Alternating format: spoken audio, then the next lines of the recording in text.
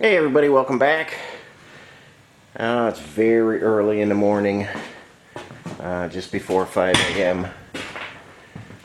And it's going to be a super humid and hot day today, so I'm going to try and get some painting done early. What you're looking at is the 66 CJ5 frame. I've got it hanging from the beam, and we're going to lay some finished black on this today. This is just epoxy primer you're looking at right now. I gave it a good cleaning last night before I got out of here. Masked off everything, and we are ready to shoot some finished black on this. I'm going to paint most of it. I have not yet welded in the steering box. I'm going to pull that out, and and then we'll do the welding and stuff and paint from the front bumper back to the grill support there, just that front section. So we'll pull this guy out now for painting, but it's looking good. You can see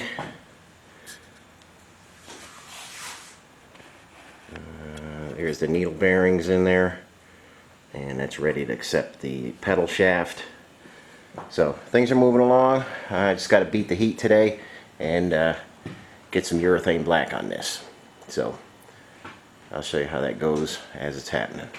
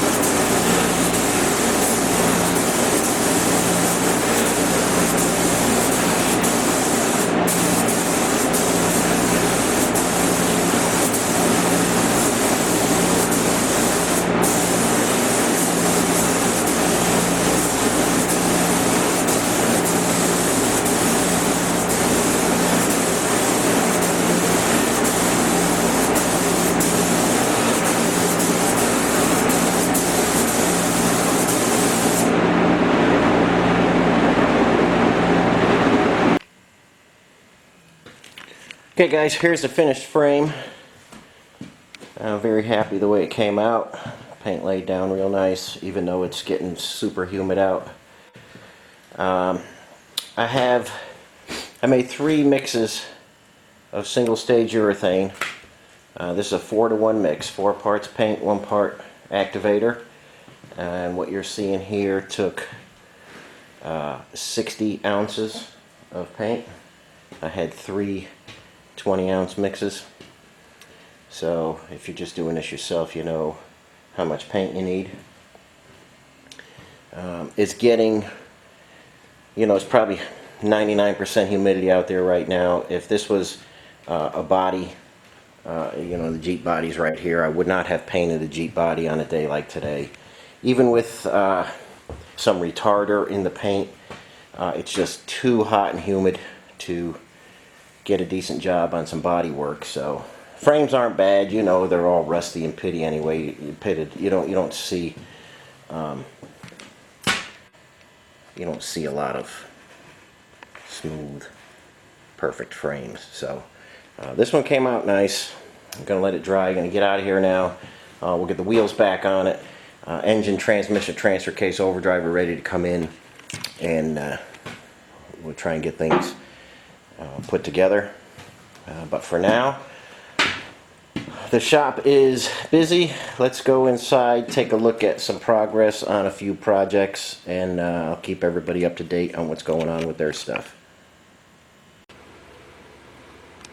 Okay, Scott, we've got your sway bar in, urethane bushings, adjustable sway bar links, quick disconnect, top and bottom for if you're doing some off-roading.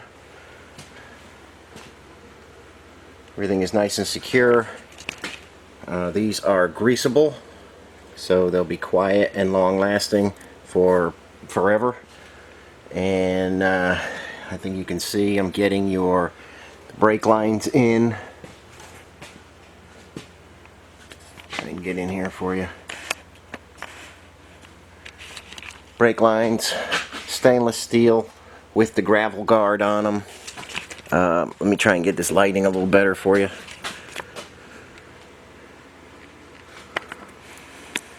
There's a fuel line on that side. I think you can see the gravel guard on there. Brake lines, everything, fuel lines, brake lines, everything comes from Classic Tube. I like those guys because they actually put stainless steel ends on. Get you in on that one. That is a stainless steel fitting. There's other line makers out there who go through the trouble of making stainless lines and then they put a steel fitting on there. I think that's nonsense, but don't get fooled by some of those guys. Stainless line should have a stainless fitting on it. So just getting things fit for you, Scott. Tank is still underway, and got your proportioning valve in, and we're just getting things sorted out. But sway bar was a little bit of a bear, but we've got that in and figured out. So making progress on your chassis. Once I get the steering box in, we'll mount that winch for good, but I want to get the steering box in first, and we're making progress where we can. So just a little update for you. Things are moving along, and everything's coming out great. Okay, there's Jonathan's T84, completely rebuilt, adjusted, and everything is perfect on that. This case needed just about everything. The only thing I was able to save was the original cluster gear. It looked like somebody had put a fresh one in there. First gear, second gear, synchronizer, small parts, input shaft, bearings, main shaft, everything is in that guy. But that will be good for a long time if you take care of it. When I took this transfer case apart, I only got one bearing out right here. They left that front bearing out. And this gear was pushed tight against the case, and it gets you in there. See all that wear there? You see that? That's that gear was just machining that case out. I don't know how or why somebody would leave that bearing out. That the main shaft is supported on this guy, but without a bearing that can move around. And it did, and it wore the case, but not bad enough where the case is no good. It's just amazing what you see some guys do out there. You can't get away with one bearing. It has to, that shaft has to be supported on both sides of the case, which it was not. The noise must have been tremendous coming out of that, but looks like they drove it for quite some time and just machined the case out. Transmission was a little funky, but everything is back together good. So I don't know if this was a military rebuild or along its life somebody thought they knew what they were doing, but we'll get it straightened out for you, Jonathan.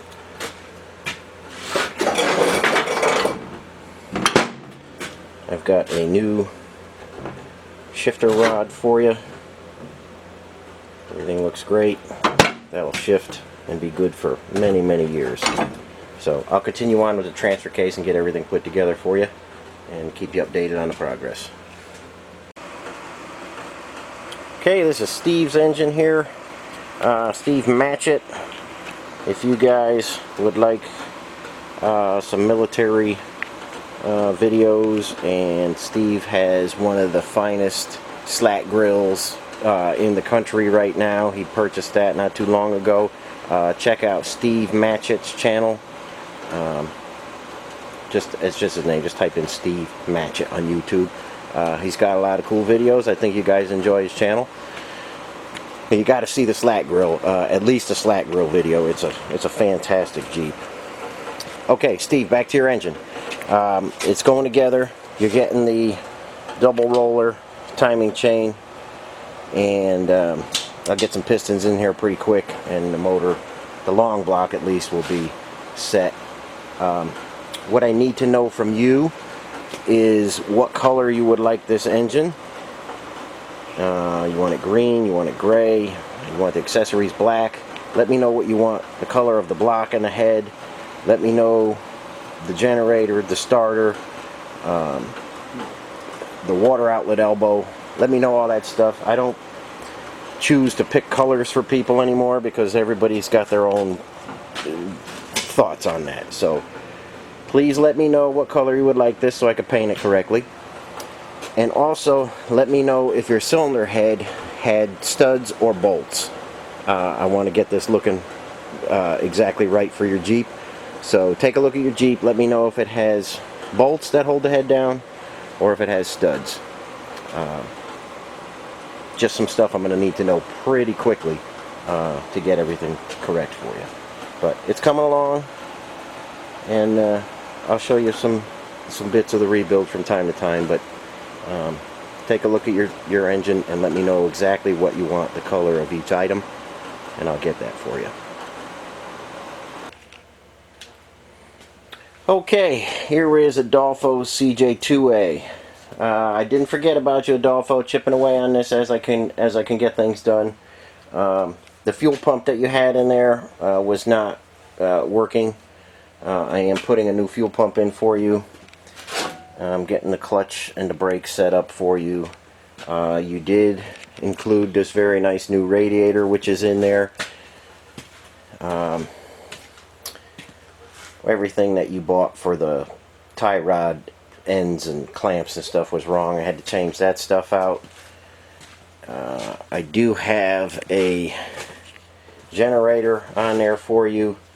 I've got a new distributor for you, and we're working on getting this guy fired up. Adolfo, I am just, well, I'm very close on finishing your body. I haven't shown too many videos on that. I've just been working on that from time to time. I'm almost done with the body, and the body's almost ready to go on here. So, taking a little bit of time. Going to get this fired up before the body goes on. And I'll show you the body, the completed body when it's finished. I'll get in some primer, and you could come take a look at it. But things are happening, making progress. Like I say, next couple weeks we'll get this fired up, get the body on it. So you're going to be in good shape pretty soon. I'll keep going on that as time allows, and we'll get you driving hopefully in the fall time. Okay guys, didn't have any more flat spaces to put Mickey's transmission transfer case, so it's just hanging here. Mickey, I still got to paint this gloss black. I do have to still put, I know you want reverse lights on this, I do still have to put that on there. It's going to be a bracket, and there's going to be a switch that rod hits for you. You don't have a big enough cover that can be drilled, so I'm going to use a little bit different style for you than the one you showed me. But I'll get that taken care of and then paint it gloss black. I did put the correct rear yoke on for you. I know you were questioning about that. Same as your front. Okay, so you could just get your U-joints and your drive shafts made. I think you can see the nut in there. I did do your intermediate gear upgrade. You had 1¼ inch shafts. You got the 1¼ inch upgrade with the Timken bearings. And your transmission and everything is rebuilt to factory specs. I will include a gallon of the proper lube for this. I won't put it in. You put that in once it's in the chassis and it's at, you know, operating position. So that's done. Your steering box is done, and like I say, I'll get this painted gloss black after the reverse light switch goes on, and then we'll get this boxed up and shipped back to you, and you can continue on with your station wagon build. Okay guys, take a look at some engines that came in. I got an F head that needs a complete rebuild. I have a very locked up and stuck L head, and I've got a early chain drive L head as well. That one's actually rotating, and the F head is actually rotating, so that's good news. The other guy here with the supersonic head on it, that's locked up tight. So these guys are on the back burner. I've got too much stuff to go ahead of it. I got to get Steve's engine done, got to get Brian's engine done, and I got to get Larry's engine done ahead of these guys. So guys, I'm getting the engines out as fast as I can, but you know, when you send them in without me knowing it, that they're coming or anything, they do have to go on the back burner. I just don't have any help or manpower to get them done as fast as as you'd like. So the engine work is getting kind of crazy. I've got more coming in September, and again, without any manpower, it's hard to get as many done as I need to. I am looking at getting a boring machine in here. I'm trying a bunch of different methods for putting one on the floor without, you know, spending $100,000.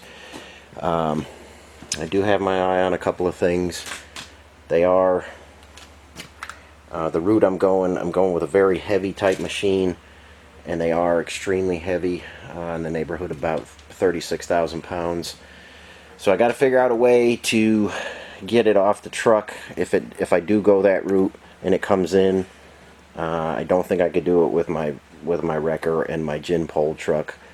So might have to find another way of getting it off, and I'm still working with the guys on price and shipping and stuff like that. But I am trying to get a boring machine in here so it can go faster than just using the boring bar. I can't seem to find one used out of a engine machine shop, so I'm going a different route with a much heavier machine, and I don't know, I'm talking about it with the guy that has the machine now, so we'll see if that comes to play. But that would mean I got to completely rearrange the shop again, but it will speed up my production on engine work, and that's the key right now, because the horror stories I'm hearing of guys that are having engines rebuilt and they're coming back and they're only, you know, running maybe 30 minutes before they explode. That's just sad. I would like to be teaching somebody the trade, but as I think a lot of you guys know, the younger generation just wants to sit around with the thumb up their ass and not do anything. So it's been tricky trying to find some help. But I am trying to speed things up. And like I say, if you do send your engine in and I don't know it's coming, it is going on the back burner for now. There's just too much to do. So hey Mark, didn't forget about you. Your block is still sitting here. I am waiting on some sleeves. Remember I tried to bore that #1 cylinder and we got into the wall. Yeah, there's a crack in there.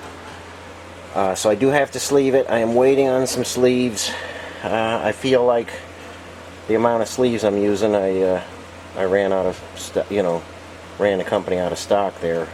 I am expecting some soon, and I will continue boring that. And once I have the sleeves in, it'll go pretty quick. Your crank is ready to go. Your guides are in. I mean, everything is moving along. I'm just waiting on some sleeves for you. I'm expecting those next week sometime. And we will boogie right through there, get the sleeves in, bore and hone it, and try and get you on your way. So, didn't want you to think I forgot about you. Things are happening, just as usual, parts and stuff like that is sometimes coming slower than I would like it to. Okay guys, I know I'm all over the place on this video, but when I have time I gotta put as much content in each video as I can. Now this message here is for Harry down in South Africa. I know that you want to build a hammer like mine, and I just want to show you some features. I got rid of the original Yoder dovetail, and I'm using these linear slides, and I had to make all this stuff to get that to work. Okay, I don't know if you're going that route or if you're going to put a slide in there, a dovetail slide. Now here is the column that we talked about that was bent, and there's a seam right down the middle here, and I think you can see my bracing in there.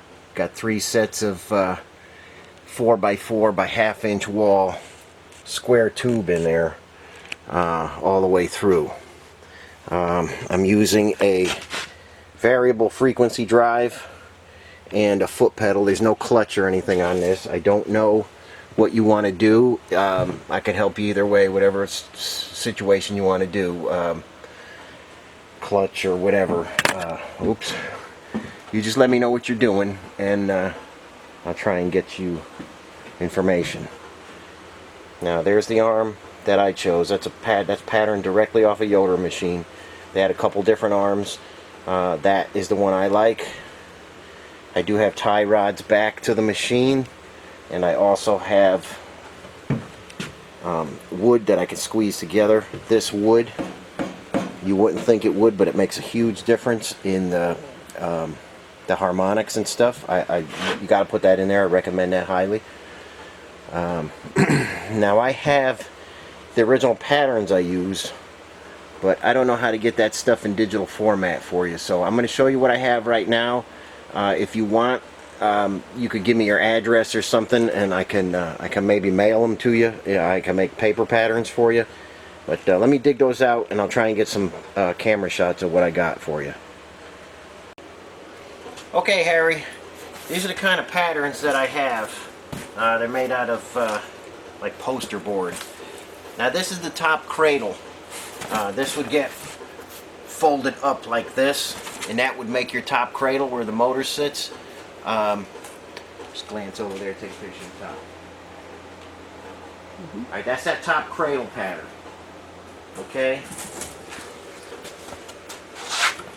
Now this piece, okay, so we can get the camera following us around here.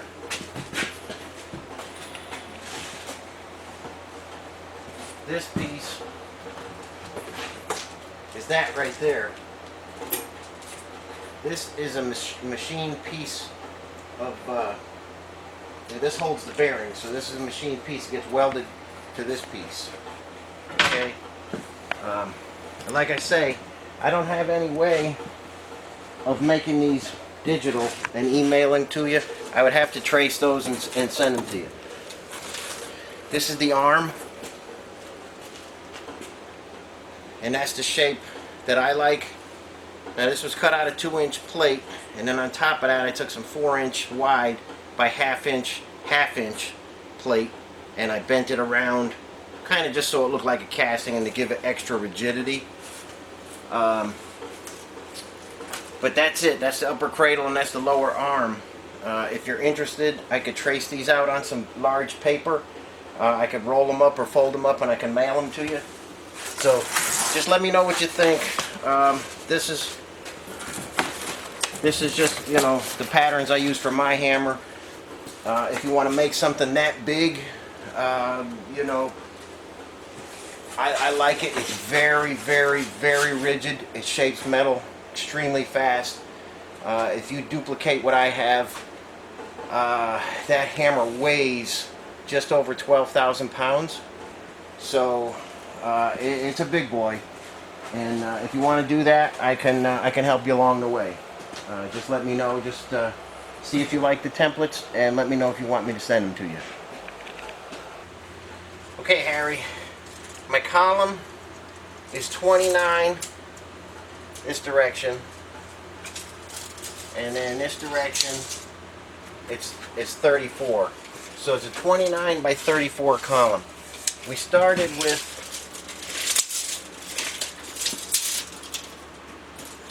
it's 8 feet tall. We started with 5 by 8 sheets. Okay, and then we bent them in a U shape. So half of this, there's 2 pieces. They're bent in a U like that. Like I say, it took a 400-ton press brake to bend these. This is 3/4 plate. It took 400 tons to press them. So once the 2 pieces were bent like this, I welded them together. There's a seam down the side with the cutouts in it. So if you have access to that kind of equipment, you could easily make a nice column for yourself. Brace the hell out of it. I put extra 3/4 plates behind all my bolted pieces, so it's 1.5 inches thick behind all those. The arms are 2 inches thick. The cradle is 3/4 thick. If you can have somebody flame cut that stuff, or however, laser cut it, water jet it, whatever you have access to down there, you'll be able to do this. So as you get deeper into it, we could get a little deeper, but if you want the patterns and you want to get started making your column or your arms or your upper cradle or anything like that, reply to this video or send me an email through your wife's email. That's been working fine, and I can get you that stuff out there. Okay, guys, we're going to end this one here today. As you can see, the shop is really humming. There's a lot of stuff going on. We didn't even go into the fab shop and show you what's going on in there, but there's a lot going on. At this time, I'm probably turning away more jobs than you guys can imagine, and I just can't take anything more in at this time. A lot of guys getting pissed off at me, but don't be part of the problem, be part of the solution. Maybe grab your wrenches and come turn some wrenches with me instead of complaining. Again, I'm a single man show, Monday through Thursday, 10-hour days in here, 12-hour days sometimes, and then Friday, Saturday, Sunday, trying to get the house squared away. And during good days and free time and stuff like that, we're trying to get that building off the ground, and I'm still cutting trees and clearing some land there. So I'm at max capacity. I just can't take anything more in, so everybody hang in there with me for a while, and hopefully I can catch up on some things. So as always, thanks for watching, and I'll catch you on the next one.